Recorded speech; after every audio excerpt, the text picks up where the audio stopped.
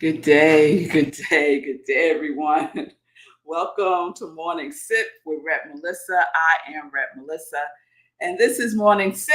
SIP stands for Spirit in Practice, where we practice because practice makes progress.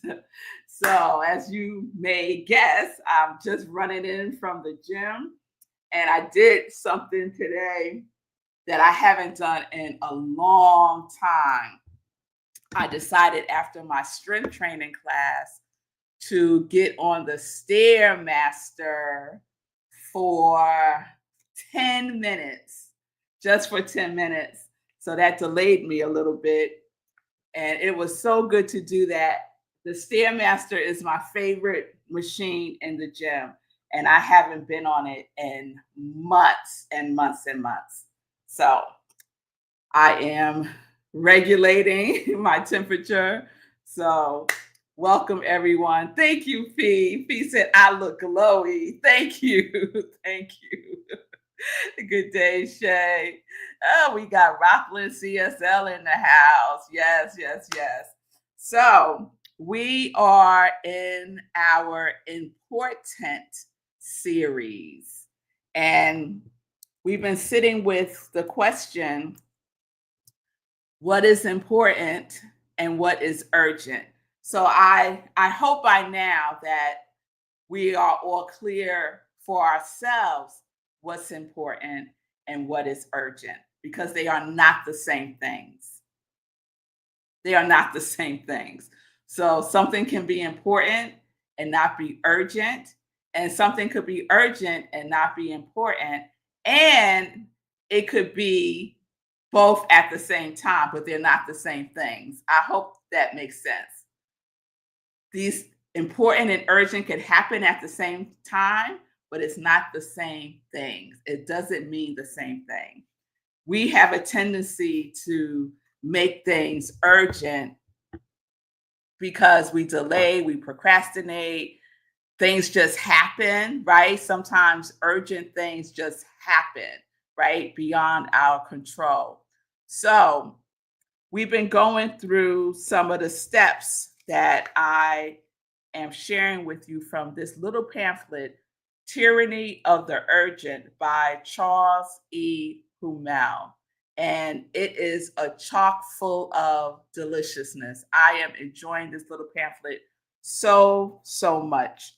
So we had some homework, and our homework was to write down what's important and write down what is urgent. So I hope you've done that already. And then the next thing that we were deciding yesterday is just to focus on what is important today. What is important today? So I did that yesterday. I wrote my list of the things that were important. I had 9 things. And then I said, wait a minute, you can't have 9 important things. Well, you could, but the likelihood that I'm going to get those 9 things done in a day is setting myself up. And if I want to set myself up, I want to set myself up for success. Yes. So I said, okay, out of these 9 things, what are my priorities? And I narrowed it down to 4 things. One thing was already done because it was my spiritual practice, which is of the utmost importance to me. 3 out of those 3, I got 2 done. So at the end of the day, I got to kind of check in with myself to see what happened that I didn't get that 3rd thing done. And I have a pretty good sense of what happened. So we're going to talk about all of this as we continue to explore this series, Important. So yesterday we looked at step 1. And Charles Hummel gives us 4 steps that we can go through to support ourselves. So the first step, and I'm reading from the pamphlet, the first step is to regain control of time, is to decide what activities are most important so that we can plan to give them the proper priority during a day or a week or a month. So that's what we did yesterday, or that's what you will do today, or that's what you will do over the weekend. Or you may not do it at all. It's all good. I'm just sharing some information, right? So we took the time to write down a goal for each important activity. And that's what I did yesterday. I narrowed it down to those 4. Out of the 4, I did, if I count my spiritual practice, I did 3. There was 1 I did not do. So, step 2 is what we're going to talk about today. So, step 2 in the pamphlet, Tyranny of the Urgent by Charles E. Hummel, he says, discover where your time goes. Discover where your time goes. So I've done this off and on in my life, keeping track of how I'm spending my time. And as a matter of fact, I started doing it again in the beginning of the year, and then I kind of, it tapered off. And so here we are. He's saying the very thing that I know works for me. Discover where your time goes. And this is what he writes. When you tackle the problems of finances, you do not begin by making an ideal budget of how you should spend your money. You start by keeping track of where your dollars are going now. So it is with a time budget. Begin with an accounting of how you are currently spending your hours. This is essential because your pattern of spending time is a picture of your present lifestyle with its needs, values, and desires. That is so important. Your pattern of spending time. We all have a pattern of spending time. Some have a pattern of spending time on social media. Some have a pattern of spending time binge watching shows. Some have a pattern of spending time talking on the phone. Some have a pattern of spending time doing their heart's desire. So, what is your pattern of spending time? And writing that down is a great way to really see the real deal. Because we have this notion, y'all. We have this notion, I know I do, of how I spent my time during the day, or having no idea, like, what did I do today? Where did the time go? That kind of phenomenon, right? So when we create a time budget, we look at how we are currently spending our time, and then we can make some adjustments. So I love this story that he shares in this little pamphlet. He tells the story of Paul. He says, Paul usually spends a few minutes, just a few minutes, a pool after dinner to relax after a heavy evening of engineering studies. He thought he was spending about half an hour a day. However, his inventory showed 9 to 10 hours a week. 9 to 10 hours a week. He thought he was spending half an hour a day. What's half an hour a day? That's like 2.5, 3 hours. Paul thought he was spending 2.5 to 3 hours a week when he was really spending 9 to 10 hours a week. Paul could hardly believe it, but he couldn't evade the hard data. So he decided to keep tighter control of a recreation that was needed, but that was taking far much more time than necessary. In doing so, he freed about 6 hours a week in his busy schedule to be spent on more important activities. This is so key. So yesterday I kept track of what's important and how much time I spent to do those important things. And then I also kept track of miscellaneous things that would come up. So I would get a phone call. I would write down how long I was on the phone, checking text messages, stuff like that, right? Eats up time, right? And we don't account for it. I have already started to reduce the amount of time I spend on social media over the last month or so. I don't spend a lot of time on social media, but I'm tracking it. And our smartphones are really good at tracking that information for us as well. Our smartphones will tell us how much time we're spending on social media. It has categories, right? And it breaks it up based on the apps that you're in. So check that out on your smartphone. It will give you some data that you can use. So I realized what I have not been accounting for is the time that I spend with debriefing my girls' days with them. So they're working. When they get home, they like to give me the tea, y'all. They like to give me the tea about what had happened at their jobs. And I love to hear the tea. Ain't nothing like some 18-year-olds telling you the tea about their day working with 5 to 13-year-olds. It's delicious tea. It really is. So that takes about an hour or so, right? Unaccounted for time. And then I wasn't factoring in the time that it takes me to cook. So cook something to eat in the afternoon, cook dinner, eating. Didn't take that into account whatsoever. I didn't take into account reading. I love to read, and I've been doing my best because reading is important to me. That was one of my 9 things, but it wasn't a priority. It's important, but it wasn't the top 4 priorities. And so I was reading while I was eating my dinner so I could get in my reading. So little things that we think don't take up much time eats up time.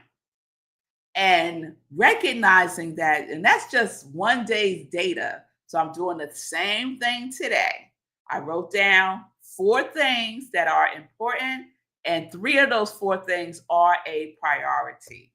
I carried over the one thing that I didn't do yesterday that's really important to me, and that has to do with my office that I've been talking about for months now.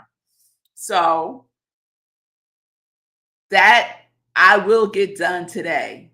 I put on my important list that I will spend 20 minutes in my office clearing out some things, just 20 minutes. So we're not talking about I'm going to spend 5 hours decluttering. No, don't set yourself up for that. 20 minutes, 20 minutes, and then go on, take a break, celebrate, acknowledge yourself, all the things, right? Because it's good to celebrate when we accomplish things. So he says, make a chart with the days across the top and the hours listed down the page in half-hour segments. Shorter periods complicate the task, so you don't want to do what you're doing every 5 minutes. Longer periods are not accurate enough, so you don't want to do hour chunks either. Half-hour segments are good. Before you go to bed, be sure that each segment of that day is accounted for, whether it was used for meals, telephone, reading, church programs, shopping, or whatever. If the evening was chopped up with telephone calls, for example, estimate the amount of time they took as well as the time you spent on other activities. So I love all of that, and that is the invitation. So you could go on your computer and you could create a form, right? You could create a form that has the days of the week across, and then half-hour segments on the side. And just copy that however many times you want to copy it, and you have your chart for each day. And just try it out one day at a time and see if it resonates. See if this is not an issue for you, share it with someone who may be having this issue with distinguishing between what's important and what's urgent and how they're spending their time, to create a time budget so that you are supporting yourself through the day. So I am excited. The last thing I'm going to share is, he says this: there is a insidious tendency to neglect important tasks that do not have to be done today or even this week. So just because something's important doesn't necessarily mean that it has to get done today. And that's the tricky part, right? It's important, but it's not urgent. And so it may or may not need to get done today. But I want to spend my time doing the things that are important to me, even if I don't have to do it today. I hope that makes sense. He also mentions, I love this because I'll talk about that tomorrow. It's part of step 3. I don't want to get too far ahead of myself. So there you have it, okay? Discover where your time goes is step 2. Discover where your time goes. Create a time budget. But first, you want to see how you're spending your time now so that you're using real data and you can make corrections. You could start with what is real, right? Have that data, and then you can make the adjustments moving forward. All right, so that's where we are. Tomorrow, we're going to look at step number 3. So let's move on. I'm going to check in, and then we're going to do some joy news. All right, let's see. Good day, everybody. Thank you, Fee, for sharing it with the circle. Good day, Pamela. Thank you for capturing this, Fee. What's important versus what's urgent. Fee said, this came up for me today during fiance file. Sekou reminded me. I've written my homework down and will use as my journal prompts. Good stuff. Wonderful. Wonderful, Fee also shares. I love this listing. What's important? What's important daily? Wow, I did it yesterday. Yesterday, I had 6 to 8 things. I knocked it down to 4 in addition to my spiritual practice and my workouts. I got everything that was of the utmost importance. None of it was urgent outside of my self-imposed sense of urgency. That is so important. Most things that we deem urgent are self-imposed. There are very few things that are urgent. Very few things that are urgent. Linda shares, self-care items always float to the top of my important list. Me too, Linda. I consider my spiritual practice as one of my self-care.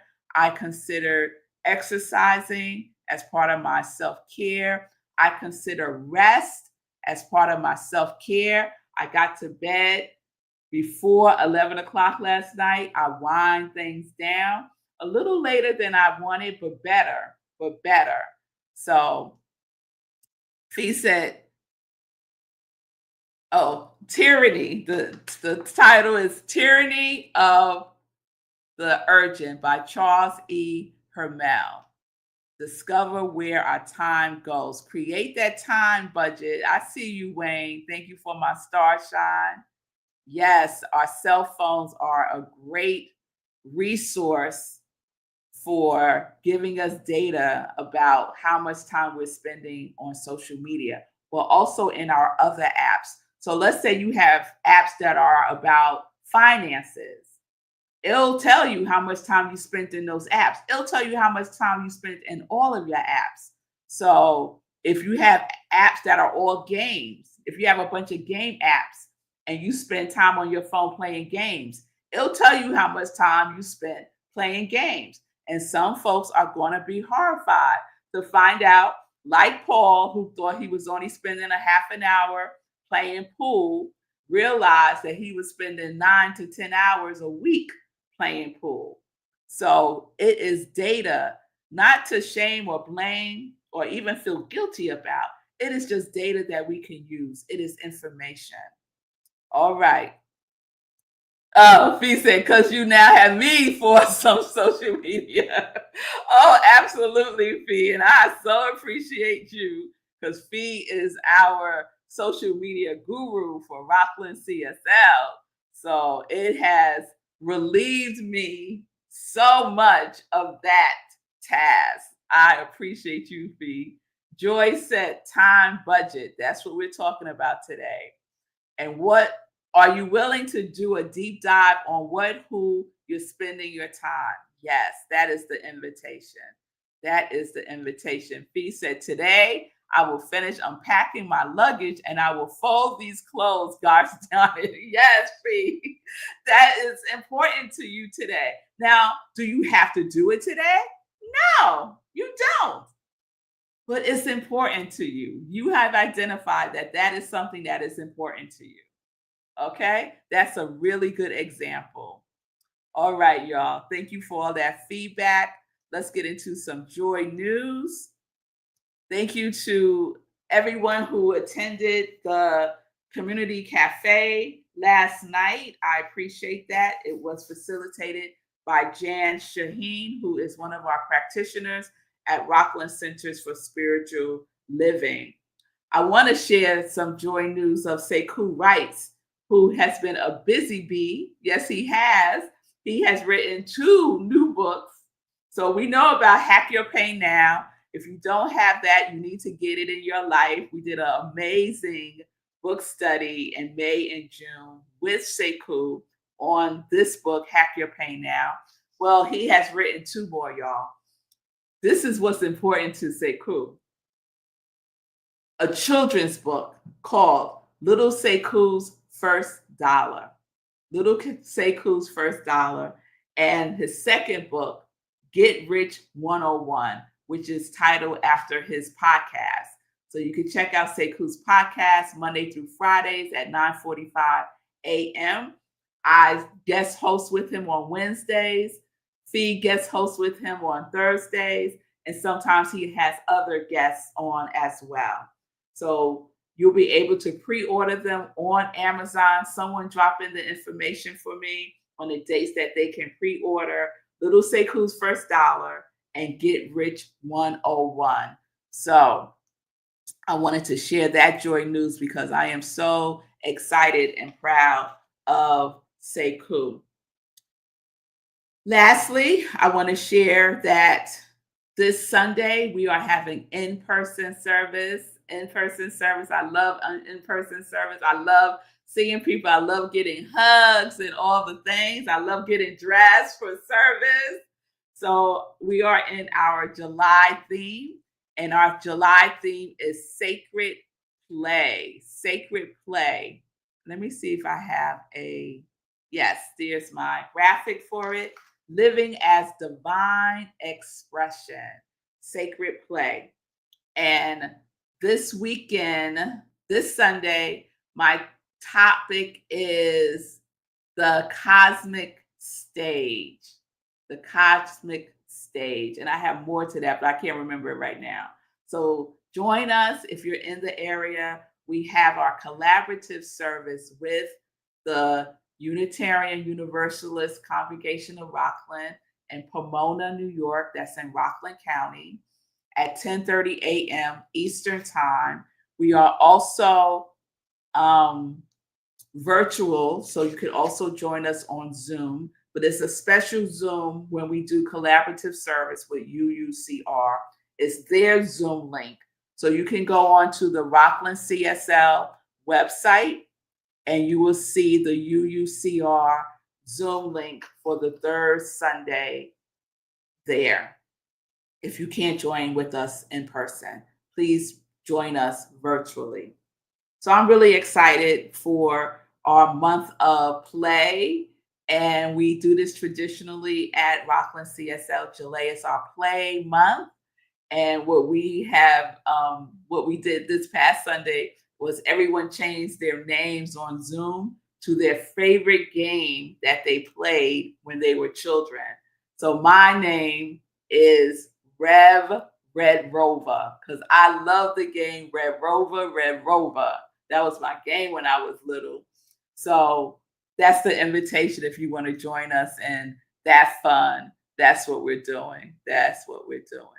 All right. So Sekou said lower price until 8/2. Okay. That's for the books. So I'll have more detailed information. So I could give you precisely when it's available and when you can pre-order it and all that wonderfulness. Thank you, Sekou. All right, everybody. You all have a wonderful today. Do the work if it resonates with you. If not, share it with somebody. It may resonate with someone else. Okay. So peace and blessings, everybody. Oh, thank you, Sekou. Sekou said you could order it now. So you could pre-order both books now. Little Sekou's First Dollar and Get Rich 101. Thank you, Sekou. Peace and blessings, peace and justice. We're living life in joy, connected to our yes.